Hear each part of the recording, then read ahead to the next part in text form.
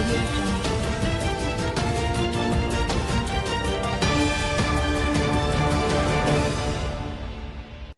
News 24 এর দুপুরের সংবাদে আপনাকে স্বাগতম। শুরুতেই জানিয়ে দিচ্ছি সংবাদ শিরোনাম, পরে থাকবে বিস্তারিত। প্রথমেই জানাবো আবরার হত্যা মামলার 22 আসামি আদালতে রয়েছে, আদালতের নিরাপত্তা জোরদার। জানাবো মুরাদের এমপি পদের বৈধতা চ্যালেঞ্জ করে রিট। এরপরে থাকছে ছাত্রলীগের কঠিন দুঃসময় মুরাদ ছাত্রদল নেতা, এবং সবশেষে জানাবো মুরাদের বিরুদ্ধে তদন্ত করবে সাইবার অপরাধ বিভাগ। পুরো খবর পেতে ভিডিওটি শেষ পর্যন্ত দেখুন। সর্বশেষ সংবাদ পেতে চ্যানেলটি সাবস্ক্রাইব করুন। এবার বিস্তারিত। আবরার হত্যা মামলার 22 আসামি আদালতে। বাংলাদেশ প্রকৌশল বিশ্ববিদ্যালয় বুয়েট শিক্ষার্থী আবরার ফাহাদ হত্যা মামলার রায় আজ ঘোষণা করা হবে। ইতোমধ্যে মামলায় গ্রেফতার হয়ে কারাগারে থাকা 22 আসামিকে আদালতে হাজির করা হয়েছে। আজ বুধবার সকাল 9:15টার দিকে কেরানীগঞ্জ কেন্দ্রীয় কারাগার থেকে তাদের ঢাকা মহানগর দায়রা জজ আদালতে নিয়ে আসা হয়। আসামিদের মহানগর দায়রা জজ আদালতের হাজতখানায় তাদের রাখা হয়েছে। দুপুর 12টার দিকে ঢাকার দ্রুত বিচার ট্রাইব্যুনাল 1-এর বিচারক আবু জাফর মোহাম্মদ কামরুজ্জামানের আদালত আলোচিত এই মামলার রায় ঘোষণা করবেন। রায় ঘোষণার আগে তাদের এজলাসে তোলা হবে। এর আগে গত 28 নভেম্বর রায় ঘোষণার দিন ধার্য ছিল। রায় প্রস্তুত না হওয়ায় আদালত 8 ডিসেম্বর দিন ধার্য করেন। আদালতের নিরাপত্তা জোরদার। বাংলাদেশ প্রকৌশল বিশ্ববিদ্যালয়ের শিক্ষার্থী আবরার ফাহাদ হত্যা মামলার রায় ঘিরে পুরান ঢাকার আদালত প্রাঙ্গণ ও আশেপাশের এলাকায় কঠোর নিরাপত্তা বেষ্টনী গড়ে তুলেছেন আইন শৃঙ্খলা রক্ষাকারী বাহিনীর সদস্যরা। আজ বুধবার সকাল থেকে এই এলাকায় নিচ্ছিদ্র নিরাপত্তা ব্যবস্থা করা হয়েছে। আদালত সংলগ্ন এলাকায় সড়কে যান চলাচল নিয়ন্ত্রণ করার পাশাপাশি অতিরিক্ত 2 প্লাটুন পুলিশ মোতায়েন করা হয়েছে। হাজতখানার ওসি নৃপেন্দ্রনাথ বিশ্বাস এ তথ্য জানিয়েছেন। তিনি বলেন, সকাল থেকে আমাদের নারী পুলিশ সদস্যরাও নিরাপত্তার দায়িত্ব পালন করছেন। আবরার হত্যার রায়কে কেন্দ্র করে যে কোনো অনাকাঙ্ক্ষিত পরিস্থিতি এড়াতে নিরাপত্তা ব্যবস্থা জোরদার করা হয়েছে। মুরাদের এমপি পদের বৈধতা চ্যালেঞ্জ করে রিট। মন্ত্রিত্ব ও পদ হারানো ডাক্তার মুরাদ হাসানের এমপি পদের বৈধতা চ্যালেঞ্জ করে হাইকোর্টে একটি রিট করা হয়েছে। বুধবার হাইকোর্টের সংশ্লিষ্ট শাখায় এ রিট করা হয়। এর আগে গতকাল মঙ্গলবার তথ্য সম্প্রচার প্রতিমন্ত্রী পদ ছাড়েন ডাক্তার মুরাদ হাসান। প্রধানমন্ত্রী শেখ হাসিনার নির্দেশের পর মঙ্গলবার দুপুরে ইমেইলের মাধ্যমে পদত্যাগপত্র জমা দেন তিনি। মুরাদের পদত্যাগপত্র গ্রহণ করেছেন রাষ্ট্রপতি মোহাম্মদ আব্দুল হামিদ। মঙ্গলবার রাত 10টার দিকে এ সংক্রান্ত প্রজ্ঞাপন জারি করেছে মন্ত্রিপরিষদ বিভাগ। পদত্যাগ অবিলম্বে কার্যকর হবে বলে প্রজ্ঞাপনে উল্লেখ করা হয়েছে। মন্ত্রিত্বের পর দলীয় পদ হারান বিতর্কিত বক্তব্য দিয়ে আলোচিত সমালোচিত এ নেতা। ইতোমধ্যে জেলা আওয়ামী লীগের পদ থেকে তাকে বহিষ্কারের সিদ্ধান্ত নেওয়া হয়েছে। একই সঙ্গে দলের প্রাথমিক সদস্য পদ থেকেও তাকে সরিয়ে দেওয়া হচ্ছে। দলের কেন্দ্রীয় কার্যনির্বাহী কমিটির পরবর্তী সভায় এ বিষয়ে চূড়ান্ত সিদ্ধান্ত হবে। এতে তিনি হারাতে পারেন জাতীয় সংসদের সদস্য পদও। এদিকে বিএনপি সহ বিভিন্ন রাজনৈতিক দল ও সামাজিক সংগঠন তার বিরুদ্ধে আইনগত ব্যবস্থা নেওয়ার দাবি জানিয়েছে। সন্ধ্যায় তার বিরুদ্ধে অভিযোগ জমা পড়েছে শাহবাগ থানায়। সামাজিক যোগাযোগ মাধ্যমে অসৌজন্যমূলক ও আপত্তিকর অডিও ফাঁস হওয়ার পর সোমবার রাতেই ডাক্তার মুরাদকে পদত্যাগের নির্দেশ দেন প্রধানমন্ত্রী শেখ হাসিনা। ছাত্রলীগের কঠিন দুঃসময়ে মুরাদ ছাত্রদল নেতা। সালটা 1994, বিএনপির শাসনামল। ময়মনসিংহ মেডিকেল কলেজ ক্যাম্পাসে তখন ছাত্রদলের একরোখা প্রতাপ।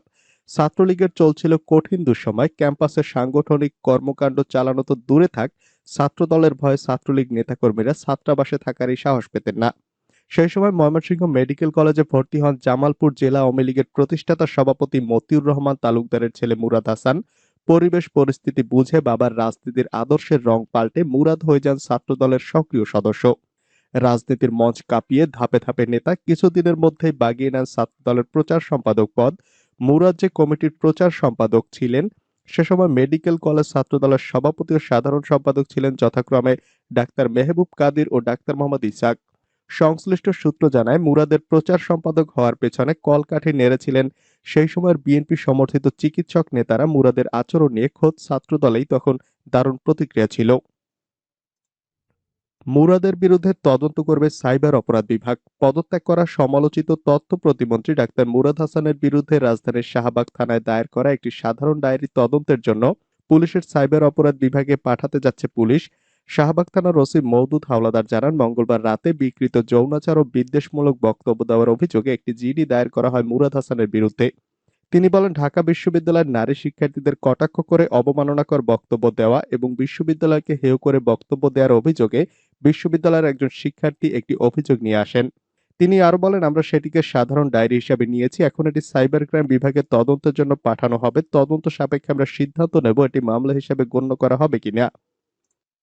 মুরাদের মধ্যে গত কয়েক মাসে পরিবর্তন লক্ষ্য করেছি মন্তব্য তথ্যমন্ত্রীর। তথ্য প্রতিমন্ত্রী পদ থেকে সদ্য পদত্যাগ করা মুরাদ হাসানের মধ্যে গত কয়েক মাস ধরে কিছু পরিবর্তন লক্ষ্য করেছিলেন বলে জানিয়েছেন তথ্য সম্প্রচার মন্ত্রী হাসান মাহমুদ। মঙ্গলবার বিকালে সচিবালয়ে সাংবাদিকদের এক প্রশ্নের জবাবে একথা বলেন মন্ত্রী। একই সঙ্গে তিনি মুরাদ হাসানের সুস্থতা ও মঙ্গল কামনা করেন। হাসান মাহমুদ বলেন, প্রতিমন্ত্রী হিসেবে মুরাদ হাসান তাকে সবসময় সহযোগিতা করে এসেছেন, কিন্তু গত কয়েক মাসে তার মধ্যে কিছু পরিবর্তন লক্ষ্য করেছেন। তার বক্তব্য সরকার ও দল হিসাবে আওয়ামী লীগকে বিব্রত করেছে। যশোরে আওয়ামী লীগের দু গ্রুপের সংঘর্ষ, আহত 10। যশোর সদর উপজেলার চূড়ামনকাটিতে নির্বাচনী র্যালি করার সময় আওয়ামী লীগের দু গ্রুপের মধ্যে সংঘর্ষে 10 ব্যক্তি আহত হয়েছেন। মঙ্গলবার এ সংঘাতের ঘটনা ঘটে বলে জানিয়েছে স্থানীয়রা। জানা গেছে, চূড়ামনকাঠি বাজারে ইউনিয়ন পরিষদের সামনে আওয়ামী লীগের দু গ্রুপের মধ্যে এ সংঘর্ষের ঘটনা ঘটে। এই ঘটনায় দুপক্ষের অন্তত 10 জন আহত হয়েছেন। আহতদের যশোর 250 শয্যা হাসপাতালে ভর্তি করা হয়। দলীয় মনোনয়ন বঞ্চিত সাবেক চেয়ারম্যান আব্দুল মান্নান মুন্নার কর্মীরা তাদের উপর অতর্কিত হামলা চালায়। এ হামলায় আহত চূড়ামনকাঠি ইউনিয়নের সাতিয়ানতলা গ্রামের 10 জন। পদত্যাগে হবে না, মুরাদকে গ্রেফতার করতে হবে, দাবি রুহুল কবির রিজভীর। আপত্তিকর বক্তব্য ও অডিও ফাঁসের ঘটনায় তথ্য প্রতিমন্ত্রী মুরাদ হাসানকে পদত্যাগ করলেই হবে না, তাকে গ্রেফতারের দাবিও তুলেছেন বিএনপির সিনিয়র যুগ্ম মহাসচিব রুহুল কবির রিজভী। মুরাদ হাসানকে পদত্যাগ করতে প্রধানমন্ত্রীর নির্দেশের পরদিন মঙ্গলবার সকালে নয়াপল্টনে বিএনপির কেন্দ্রীয় কার্যালয়ে এক সংবাদ ব্রিফিংয়ে এই দাবি জানান তিনি। রিজভী বলেন, শুধু পদত্যাগ নয়, তাকে গ্রেফতার করতে হবে, তার বিচার করতে হবে। বিএনপির এক শীর্ষ নেতার মেয়েকে নিয়ে আপত্তিকর বক্তব্য দেওয়ার মধ্যেই সোমবার নায়িকা মাহিয়া মাহির সঙ্গে মুরাদ হাসানের একটি অডিও ভাইরাল হয়ে যায়। সামাজিক যোগাযোগ মাধ্যমে ছড়িয়ে পড়া অডিওতে মাহি নিয়ে মুরাদের অশ্লীল কথাবার্তা ও ধর্ষণের হুমকি দিতে শোনা গেছে। এ বিষয়ে বিএনপির প্রতিক্রিয়া জানতে চাইলে দলটির সিনিয়র যুগ্ম মহাসচিব বলেন, প্রধানমন্ত্রী নির্দেশ দিয়েছেন, আমি দেখি সে পদত্যাগ করছেন কিনা, এখন এর বেশি কিছু বলতে চাই না। তিনি বলেন, এই ধরনের ব্যক্তির রাজনীতি করার অযোগ্য। তিনি যে কুরুচিপূর্ণ অশ্রাব্য কথা বলেছেন, তিনি আর রাজনীতিতে থাকার যোগ্যতা রাখেন না। তাকে দলের সব পর্যায়ের পদ বা অবস্থান থেকে সরিয়ে দিতে হবে, শুধু মন্ত্রিপরিষদ থেকে নয়। রিজভী বলেন, মুরাদ হাসান যে অন্যায় কথা বলেছেন, বাংলাদেশের প্রচলিত আইনে তার বিরুদ্ধে ব্যবস্থা নেওয়া যায়, তার বিচার করতে হবে, তার শাস্তি দিতে হবে, তাকে গ্রেফতার করতে হবে। তিনি বলেন, অবৈধ সরকারের মন্ত্রিত্বের সুযোগ নিয়ে প্রতিদিন বিএনপি তথা জিয়া পরিবারের বিরুদ্ধে খিস্তি খেউর করাই ছিল তার একমাত্র কাজ। খিস্তি খেউরের তথ্য প্রতিমন্ত্রী মুরাদ তার সিনিয়রদের অতিক্রম করে দিনে দিনে দুর্বিনীত হয়ে উঠেছিল। ভব্যতা সভ্যতার সব সীমা অতিক্রম করে মুরাদ জনগণের সামনে দানবের মতো আবির্ভূত হয়েছেন। এরা আমাদের সমাজে বসবাস করবে, কিন্তু তাদের আচরণ, চলাফেরা ও কথাবার্তায় প্রতিফলিত হয় কুরুচি, বিবেক বর্জিত ও নারী বিদ্বেষ। তাহলে সেই সমাজে কত বিষাক্ত নৈরাজ্য তৈরি হতে পারে তা সহজেই অনুমেয়। রিজভী বলেন, নারী বিদ্বেষী, বর্ণ বিদ্বেষী মুরাদের মানসিকভাবে বিকৃত বক্তব্য সারা জাতিকে হতবাক ও স্তম্ভিত করেছে। উপরমহল থেকে আশকারা পেয়ে অসুস্থ মানসিকতার একজন ব্যক্তির হাতে ক্ষমতা থাকলে ক্ষমতার অপব্যবহারের সে যে বিকারগ্রস্ত হয়ে যেতে পারে, তথ্য প্রতিমন্ত্রী মুরাদ সেটির একটি প্রমাণ। সাংসদ পদকে হারাবেন মুরাদ হাসান।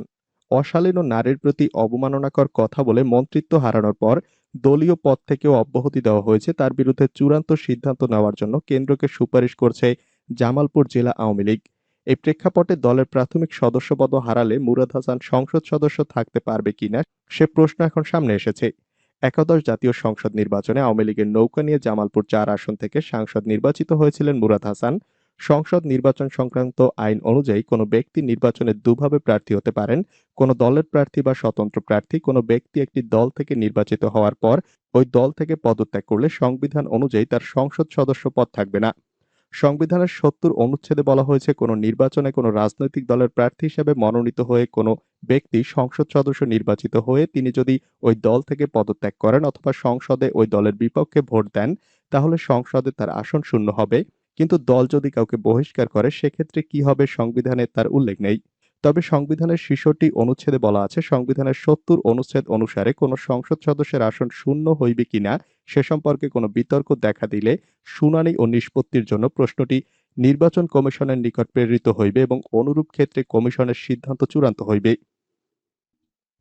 পদবাণিজ্য, শিবপুর আওয়ামী লীগ সভাপতিকে অব্যাহতি, দলীয় শৃঙ্খলা ভঙ্গ, অনৈতিকভাবে অর্থ আদায়, পদবাণিজ্য সহ নানা অনিয়মের অভিযোগে নরসিংদীর শিবপুর উপজেলা আওয়ামী লীগ সভাপতি হারুনুর রশিদ খানকে দলীয় পদ থেকে অব্যাহতি দেওয়া হয়েছে। সোমবার নরসিংদী জেলা আওয়ামী লীগের সভাপতি ও সাধারণ সম্পাদকের স্বাক্ষরিত এক প্রেস বিজ্ঞপ্তিতে এ তথ্য জানানো হয়। হারুনুর রশিদ খান শিবপুর উপজেলা পরিষদের বর্তমান চেয়ারম্যান।